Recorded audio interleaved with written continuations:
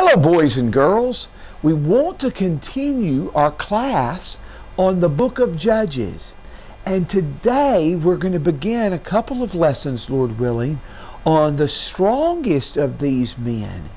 All you boys should know the strong man of the Bible is Samson. And he was a strong man physically, but in some ways he was weak. But we want to begin, boys and girls, with our cycle. Remember, in the book of Judges, the people sinned and do evil in the eyes of the Lord. And the Lord hands them over to an enemy who punishes them and oppresses them. Then they cry out to the Lord, and the Lord raises up a deliverer. Now that's our four-step cycle. But I want you to notice what we study about Samson. There's going to be something that's different about that cycle. First of all, Judges 13 says that Israel did evil in the eyes of the Lord. That's sin. They did evil in the eyes of the Lord. And so the Lord gave them in the hand of the Philistines for 40 years. That's punishment. Well, the text tells us that there was a man of Zorah from the tribe of Dan whose name was Manoah, and an angel of the Lord appears to him. Now, the Bible tells us it was an angel of the Lord or a man of God, and it is obviously an angel in context, but it seems like his appearance is like a man, boys and girls, because later his wife says, the man appeared to me. But he tells Manoah's wife that she will bear a son, that he will be a Nazirite from the womb. And so she is told to avoid wine or to avoid strong drink. Avoid wine, avoid strong drink, avoid these things, because this boy will be a Nazirite from his mother's womb. And he will begin to deliver his people from the Philistines. Now I want to stress some things, boys and girls, about Nazirites. Number 6 tells us more. We read that Nazirites were to avoid grapes, raisins, wine, anything from the grapevine was to be avoided. They were to avoid all of that. They were also not to cut their hair. And that's going to be an important part in Samson's story. Avoid grapes in the grapevine, avoid cutting your hair, and don't come near dead bodies. Those were 3 things that Nazirites were told to do and not to do. And Samson is going to be a Nazirite from the womb. And because he is already inside his mother, she is not to eat any grapes or drink any wine or even to eat anything that is unclean. She is not to do this. She has been unable to have a child. So she's excited to go to her husband and tell him the news. But we're going to have a son. A man of God appeared to me and said we're going to have a child, and that I should not eat anything unclean and I should not drink any wine, because he's going to be a Nazirite from the womb. Now, boys and girls, I want you to get your parents, your grandparents, to read you Judges 13 verses 1 through 7, and I want you to notice something that's missing. The people sinned, the people did evil, and God talks about raising up a deliverer, but is something missing? They didn't cry out to God in the midst of their oppression, did they? And even when the angel tells the woman, your son will begin to deliver his people from the Philistines, She doesn't give that detail to her husband. What does that indicate? There's later a verse in the Samson story that says the Israelites come to Samson and said, "Don't you know that the Philistines rule over us?" A terrible thing is that they are oppressed and they don't even care. They're accepting this. And they're not crying out to God for deliverance. But God is going to raise up a deliverer nonetheless. Well, Samson's father hears this, Manoah. He prays to the Lord that the angel would come back, or the man of God would come back to him. He sees a man of God. He appears to Manoah's wife. She comes and gets him. He says, "Are you the man of God who appeared to my wife?" And he said, "Yes." And he says, "What more do you have to tell us?" And he said, "Nothing more than what I've already said.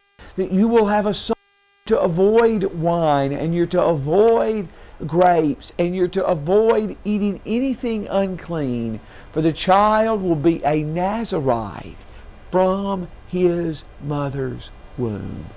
So Manoah says to the angel of the Lord, said, "Stay here and we will offer you a burnt offering and sacrifice." But he doesn't know it's the angel of the Lord.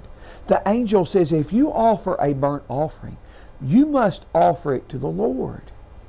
And Manoah takes, the text says that Manoah takes a young goat and grain offering, and he offers it on a rock.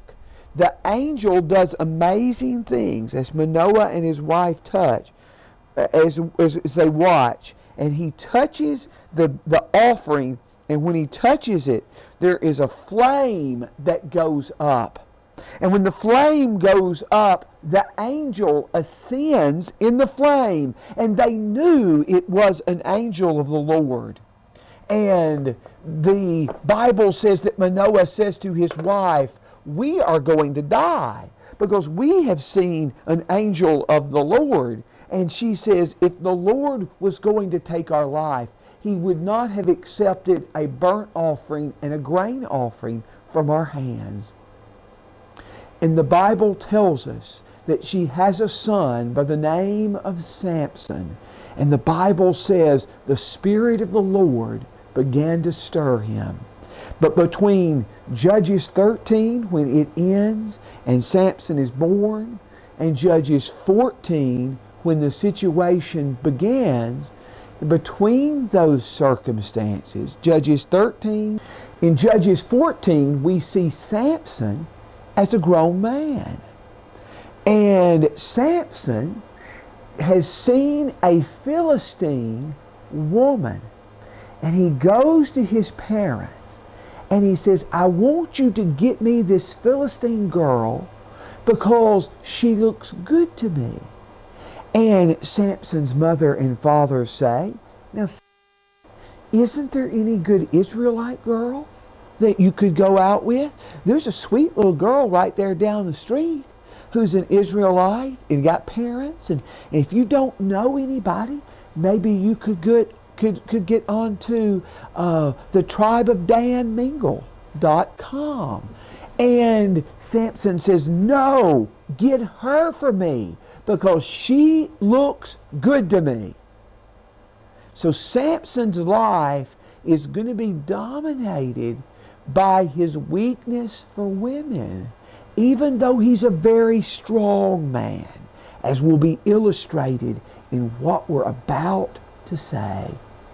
When Samson and his parents go to the land of the Philistines, they meet the girl and they're going down, and the text tells us they go down to the vineyards. Now I want you to think about that just a second, boys and girls. Look at all these vineyards and grapes.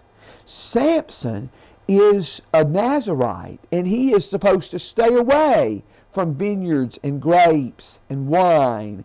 Very fact that he's walking close to it may show us that he is teetering on danger, boys and girls. But when he when he is near this vineyard, he's been separated from his parents a little while, a lion comes out roaring. Rawr, rawr. Would you hate to meet that, boys and girls? Ooh, how ferocious. But Samson takes that lion and he rips that lion apart with his hands and kills the lion. We call lions the king of beasts for a reason. But Samson is so strong. The Lord has given him strength. The Spirit of the Lord comes on him and he rips that lion apart. Now again, his strength, boys and girls, was from the Lord. They go, they meet the girl, he talks with her. His parents agree to go along with it. The parents don't know that God is going to use this relationship to bring judgment on the Philistines. But Samson goes to see this body of the lion that has died, that he has killed. And when he goes to see this body of the lion, he gets honey out of the body of the lion. Boys and girls, there's some of this honey with it. Look at this honey. And see, it is the same and honey. You see on the jar, Philistine honey. And here from the land of the Philistines, as they take this out of the body of the lion. But he doesn't tell his mother and father where he got the honey. Now, if to touch a dead body, a body of a dead animal made you unclean, to get the honey, the food out of this made Samson unclean. His mother was told when she was pregnant, don't eat anything unclean. Samson is already very dangerous, getting close to violating his oath. Here is Samson looking into the body of the lion and taking honey from the body of the lion. And so Samson goes to prepare. Samson goes to his wedding. Now at his wedding, there were 30 people that from the Philistines, 30 men that were going to be a part of the wedding party somehow. And what happened in those days is they had a wedding feast, and at the end of the time, the end of the 7-day wedding feast, then he married the woman. But here in Judges chapter 14, the text tells us that Samson says, I'm going to give you a riddle. I'm going to give you a riddle. And if you can answer my riddle, I'm going to give each of you a change of clothes. But if you don't answer my riddle, each of you is going to give me a change of clothes. And they said, tell us the riddle. And this was Samson's riddle. Out of the eater, something to eat, and out of the strong, something sweet. Well, they thought about that riddle, and they tried to guess one thing and another, and they could not get close to it. What in the world does that riddle mean? Out of the eater, something to eat, and out of the strong, something sweet.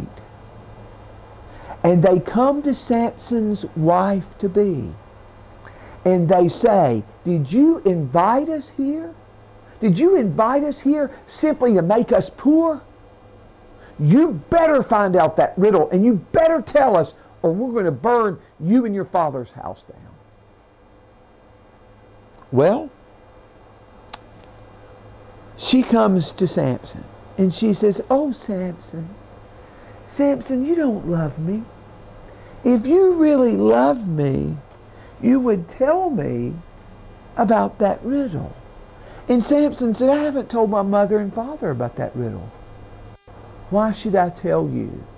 But she cried and she whined.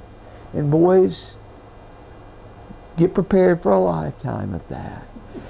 And she cried and she whined. And finally, it was the last day of the feast. And Samson told her the meaning of the riddle. Well, she went right away and told them what that meant. What is stronger than a lion and what is sweeter than honey. This referred to Samson killing the lion and taking honey out of its body. When Samson heard them give the riddle, he said, if you had not plowed with my heifer, you would not have found out my riddle. And the text tells us that Samson is mad. He goes to the land of Philistines and he kills 30 men and he takes their clothes off of them and he gets 30 changes of clothes. 30 changes of clothes. He promised each of these in the wedding party a change of clothes. He says, here, you take that. And he threw it to them. Take it. And the Bible says, in all this confusion, in all this disturbance, Samson's wife is given to another man. Now, boys and girls, we'll find more about Samson next time. But thank you for listening to what God did through this strong man in the Bible. Thank you.